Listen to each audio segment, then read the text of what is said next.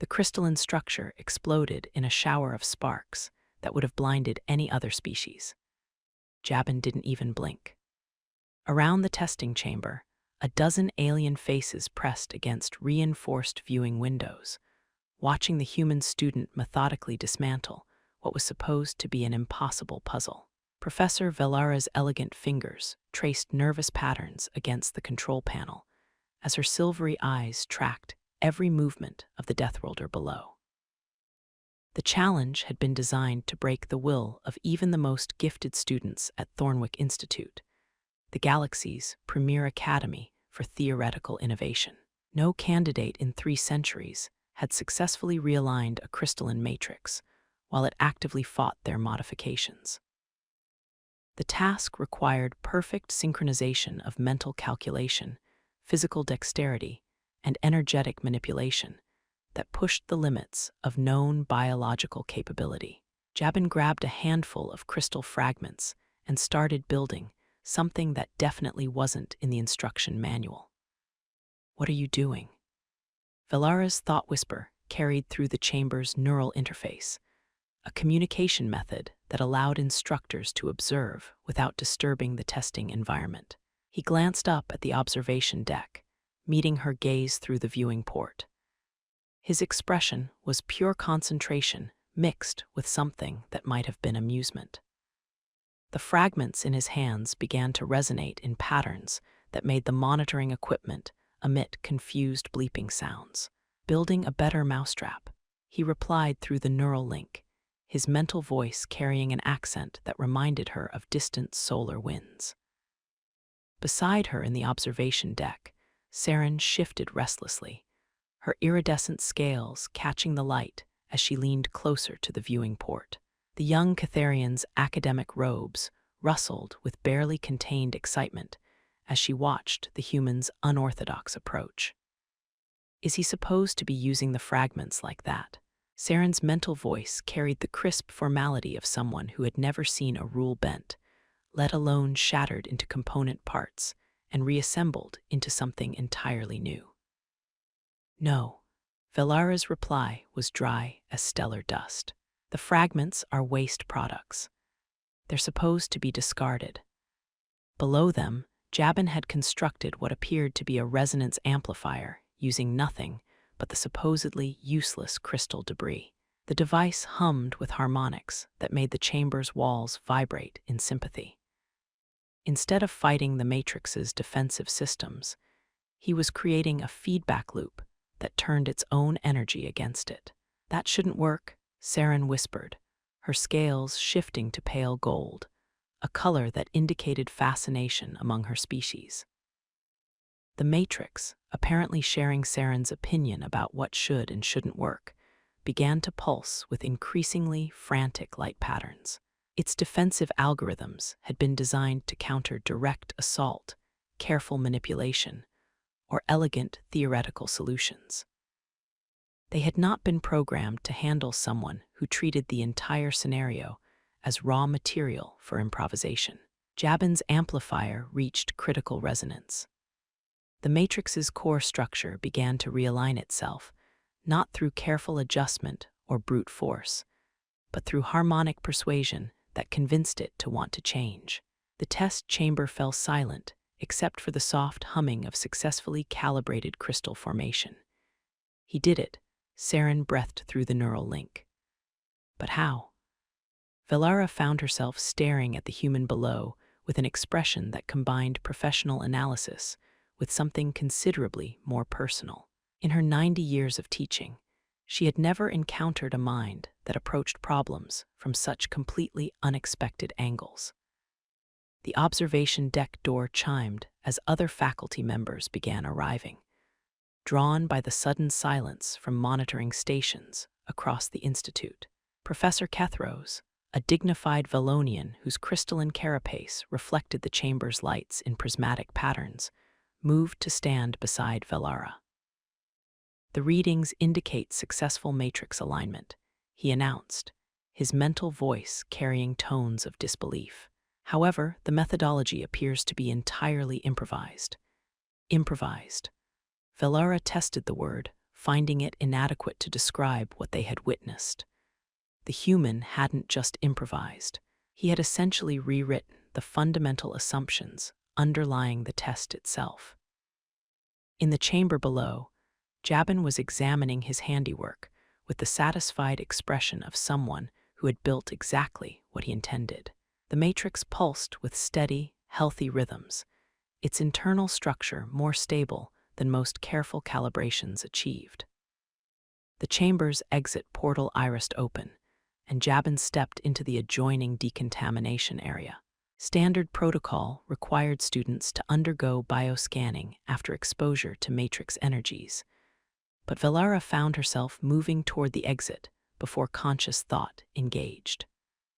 "Professor," Saren's mental voice carried a note of surprise as she noticed Velara's sudden departure.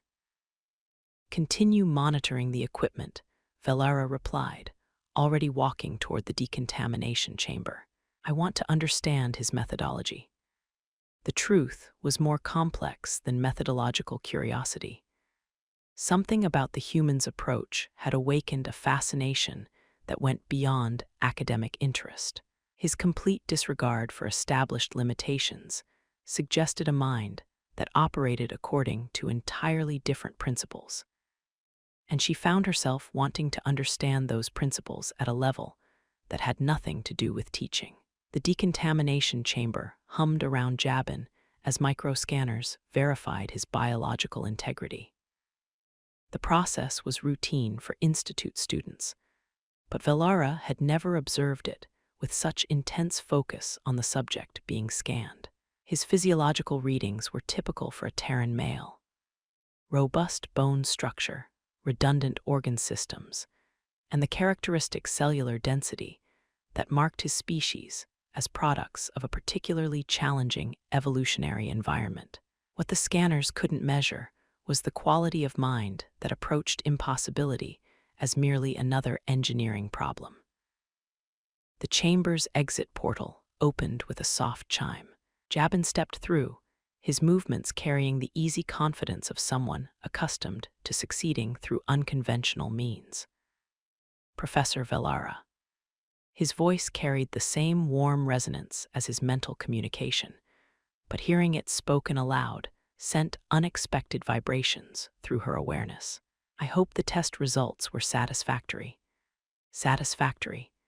She found herself almost smiling at the understatement. "You rebuilt the core assumptions of a 3-century-old examination protocol using materials that weren't supposed to be functional. They seemed functional enough to me." His expression suggested genuine puzzlement at her surprise. The fragments had natural resonance patterns. They were practically asking to be used for amplification. Practically asking. The phrase revealed more about his thought processes than extensive psychological analysis might have uncovered. He perceived potential where others saw limitation, possibility where others encountered barriers. Most students require weeks of theoretical preparation before attempting matrix calibration. Velara said, studying his face for signs of deception or hidden preparation. "You completed it in 17 minutes using improvised equipment." Jabin's expression shifted towards something that might have been embarrassment. "I may have approached it differently than expected. When the matrix started fighting my initial attempts, I figured it was trying to tell me something about what it actually needed." "You listened to the matrix." The question emerged before Velara could consider its implications. In decades of teaching advanced crystalline theory, she had never encountered a student who conceptualized matrices as entities capable of communication. "Everything has patterns." Jabin's statement carried the casual certainty of someone expressing fundamental truth. The matrix's defensive responses were patterns. Once I understood what it was trying to protect, I could work with that instead of against it. Behind them, the observation deck's viewport shimmered as Saren approached. Her academic robes marked her as a final-year student, someone who had mastered conventional approaches to crystalline manipulation through years of careful study.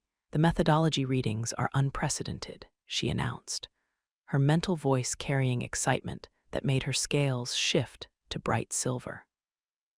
The harmonic interactions achieved 17% greater efficiency than baseline optimal performance. Jabin turned toward the new voice, and Velara noticed his expression shift to one of interested attention. Saren's appearance was striking even by Catharian standards, scales that shifted through spectral patterns based on emotional state, large eyes that reflected light with prismatic depth, and the graceful proportions that characterized her species. "You must be another student," Jabin said, his tone carrying warmth that indicated immediate social connection. "I'm Jabin. I apparently just broke some expectations about matrix calibration." Saren's scales flushed to warm gold, a color that indicated pleased surprise. "I'm Saren. I've been studying crystalline theory for 6 years, and I've never seen anyone achieve what you just accomplished." 6 years. Jabin's expression showed genuine respect for her dedication. "That's impressive.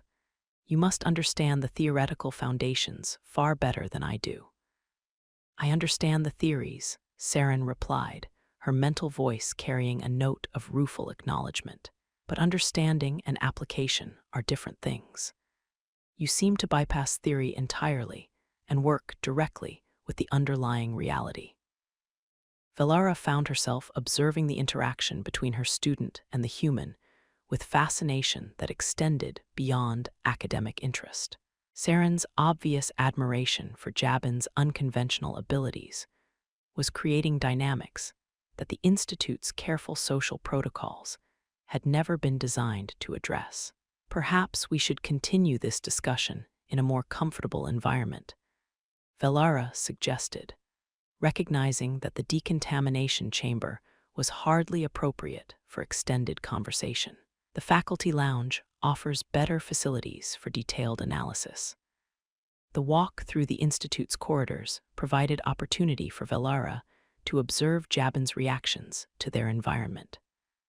Thornwick Institute had been designed to impress, soaring architecture that incorporated living crystal formations, atmospheric processors that created localized weather patterns, and artistic installations that demonstrated the aesthetic possibilities of advanced theoretical science. Jabin's attention focused not on the impressive displays, but on the functional details.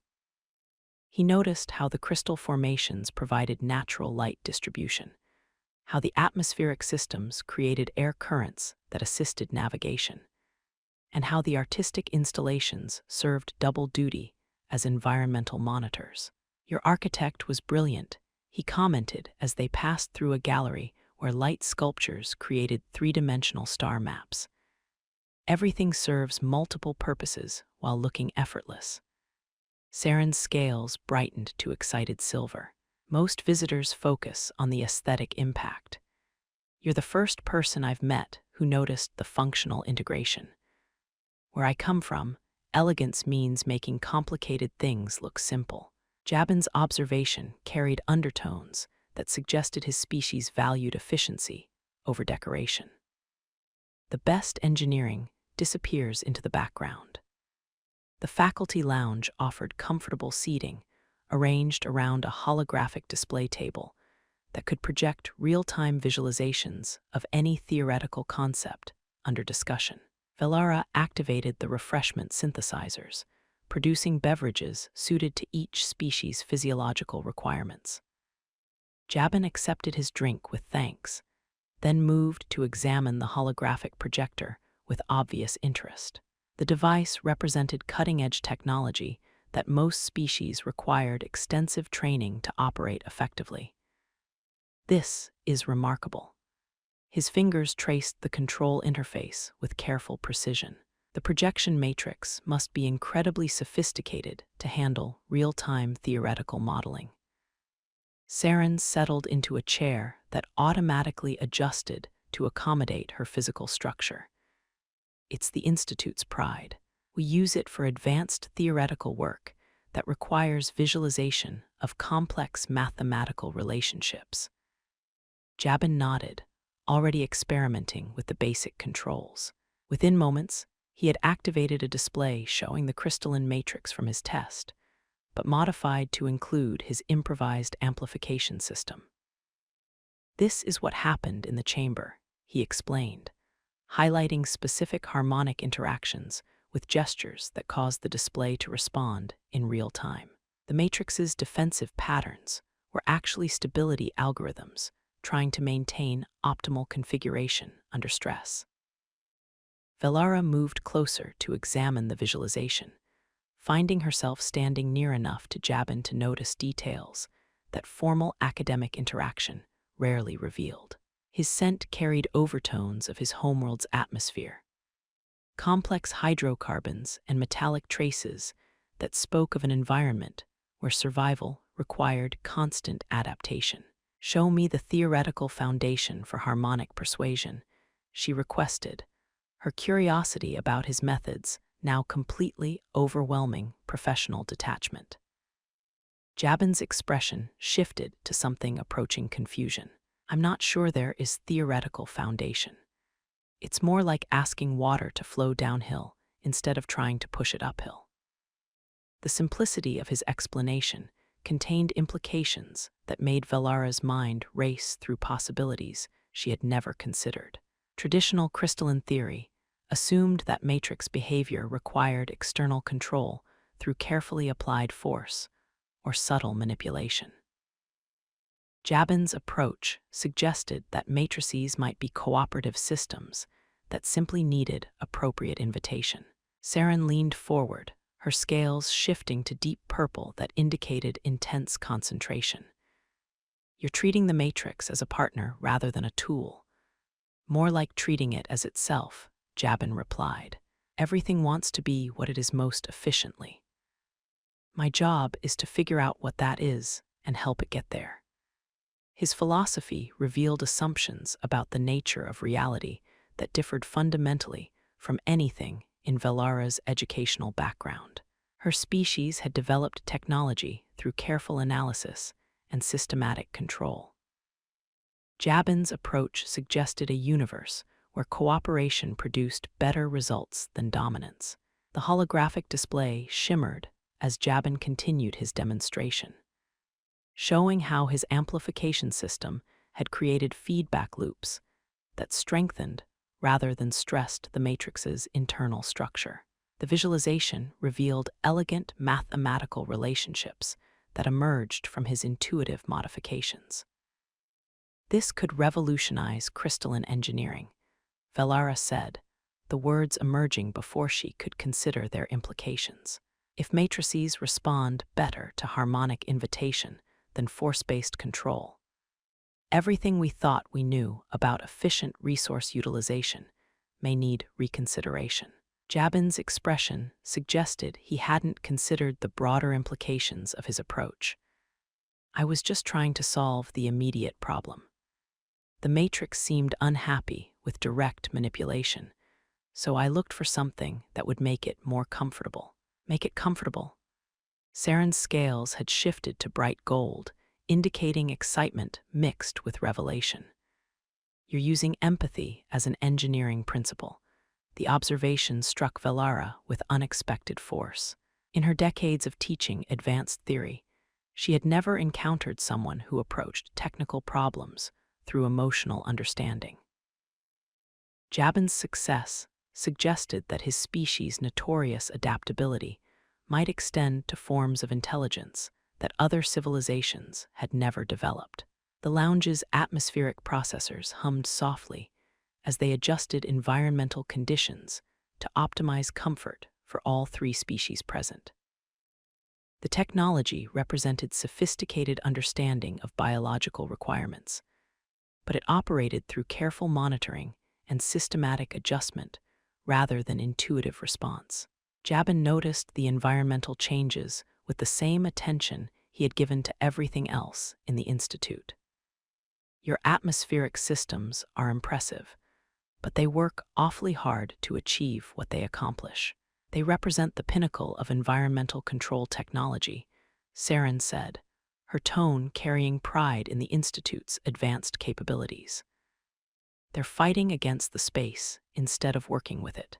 Jabin's observation carried no criticism, merely analytical interest. The air currents want to move in different patterns than the system imposes.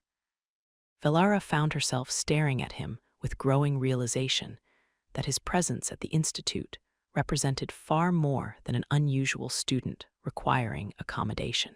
His approach to problems suggested possibilities that could transform their understanding of how technology and environment could interact.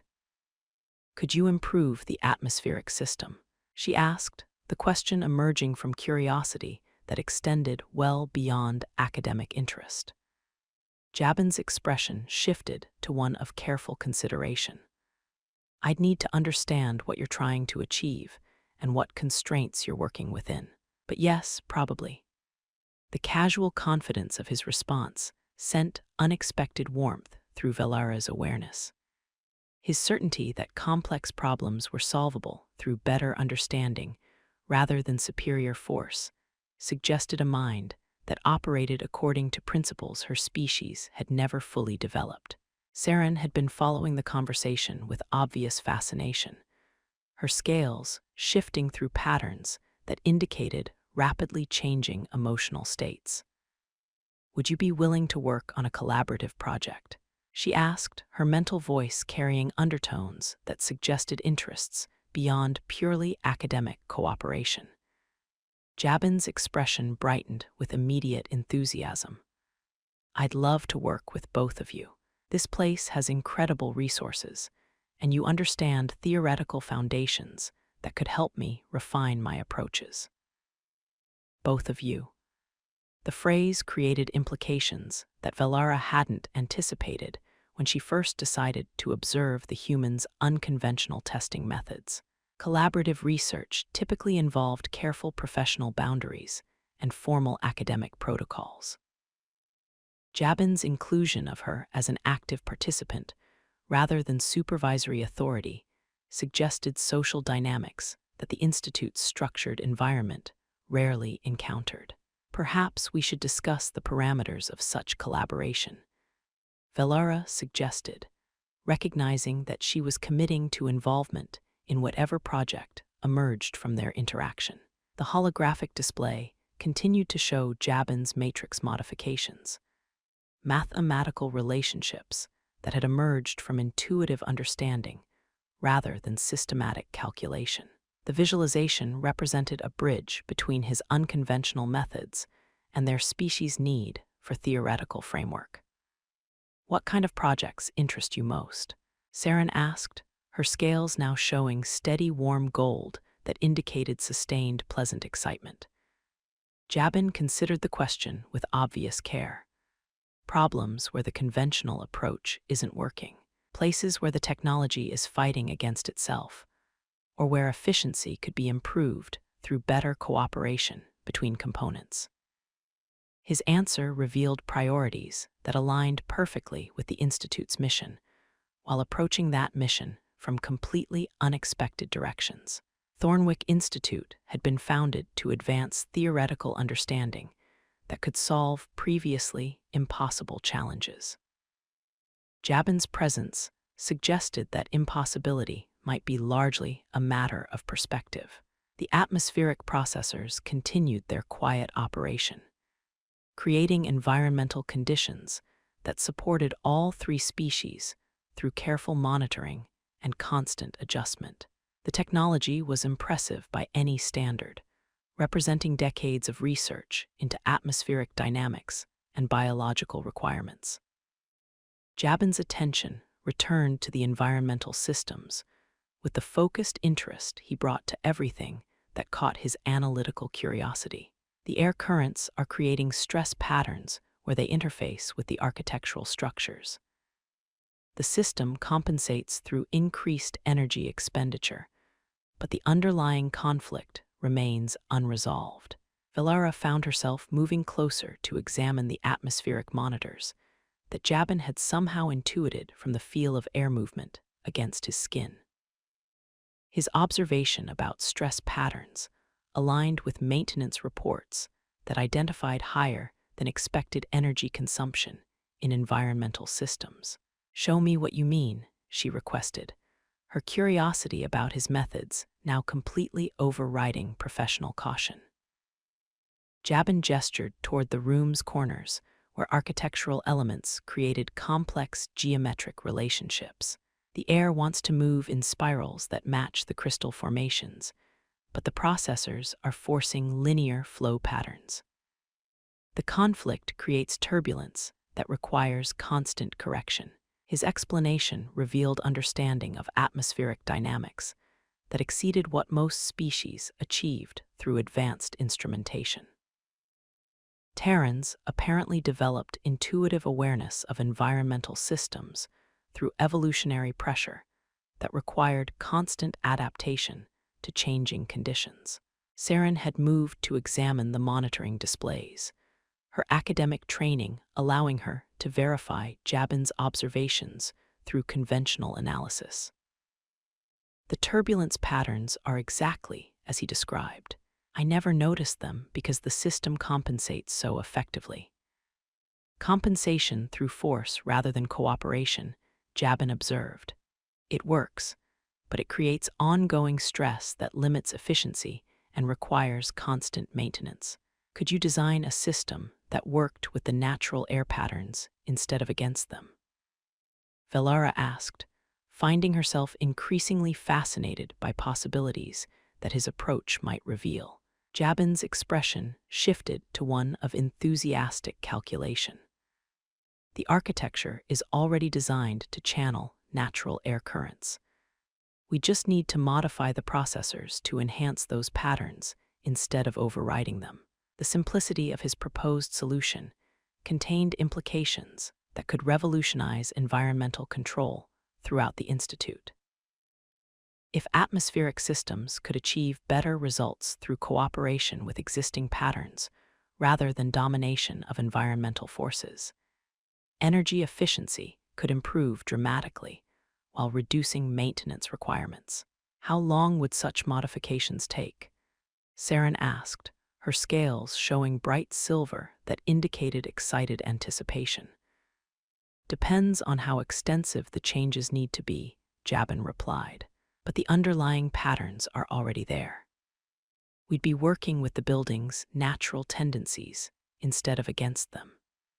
His confidence that complex engineering problems were solvable through understanding rather than superior technology suggested capabilities that could transform their approach to technological development. Velara found herself contemplating possibilities that extended far beyond atmospheric modification. The lounge's crystalline displays reflected their conversation in shifting patterns of light that responded to vocal harmonics and emotional resonance.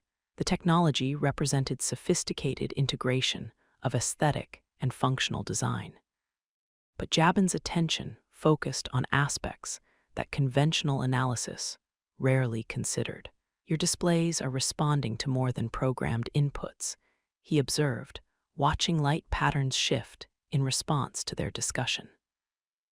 "They're reacting to subtle environmental changes that create harmonic variations."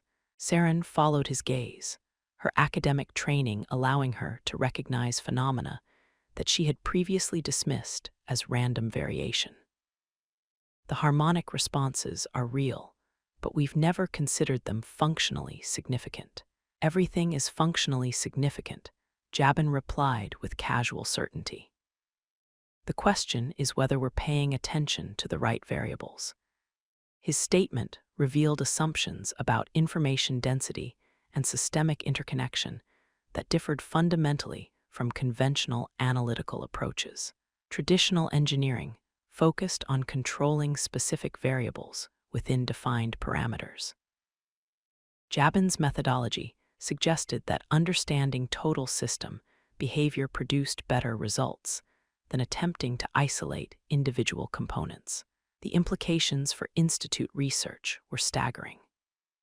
If every element of their environment contained functional information that conventional analysis overlooked, then their technological capabilities might be limited more by perception than by theoretical understanding. Velara found herself studying Jabin's face with attention that extended beyond professional interest. His expressions revealed thought processes that operated according to principles her species had never fully developed. She was beginning to understand that his presence represented opportunity for advancement that could transform everything about their approach to complex problems. Show us how the harmonic responses could be integrated into functional design, she requested, recognizing that she was asking him to teach rather than merely demonstrate. Jabin's expression brightened with obvious pleasure at her request. The displays are already creating information patterns. We just need to learn how to read them and incorporate that information into our decision-making processes. His willingness to share knowledge rather than demonstrate superiority suggested social instincts that prioritized collaboration over dominance.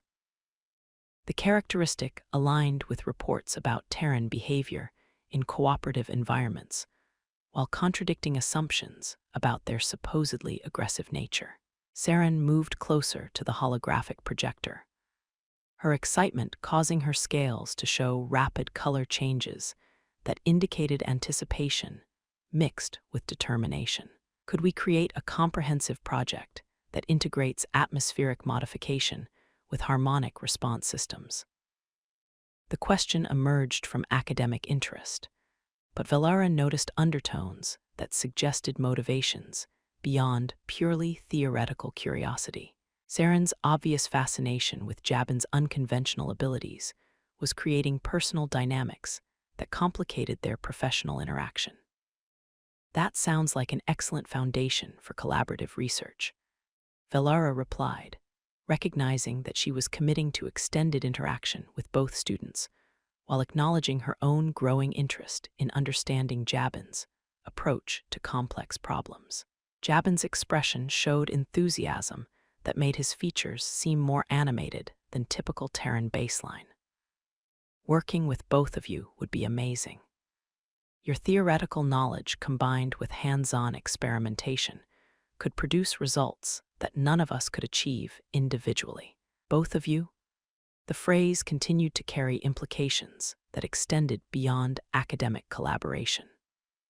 Velara found herself contemplating possibilities that involved personal as well as professional interaction, recognizing that her fascination with Jabin's methodology was becoming complicated by attraction to qualities that had nothing to do with engineering theory.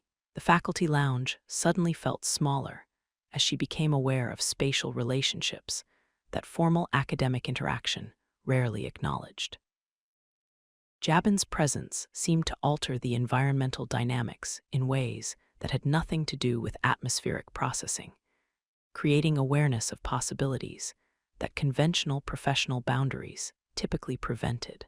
Saren's scales were showing steady warm gold, a color that indicated sustained pleasure mixed with anticipation.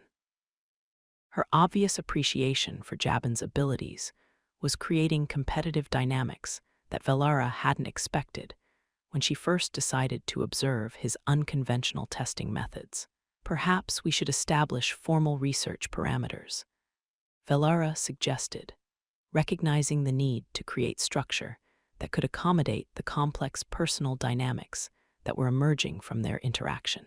The holographic display continued to show Jabin's matrix modifications, mathematical relationships that represented a bridge between his intuitive understanding and their species' theoretical frameworks.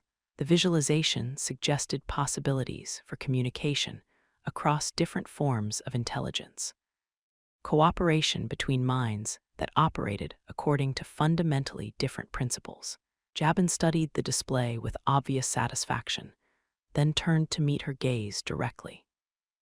His expression carried confidence mixed with something that might have been invitation, suggesting that he was as aware as she was of dynamics that extended beyond professional collaboration. I think formal research parameters are exactly what we need, he replied, his tone carrying undertones that indicated he understood the complexity of what they were contemplating. But I also think the most interesting discoveries happen when we allow ourselves to explore possibilities that conventional frameworks don't anticipate. His statement revealed understanding of social dynamics that complemented his technical abilities, suggesting that his species' adaptability extended to forms of interaction that could bridge differences between fundamentally different types of consciousness.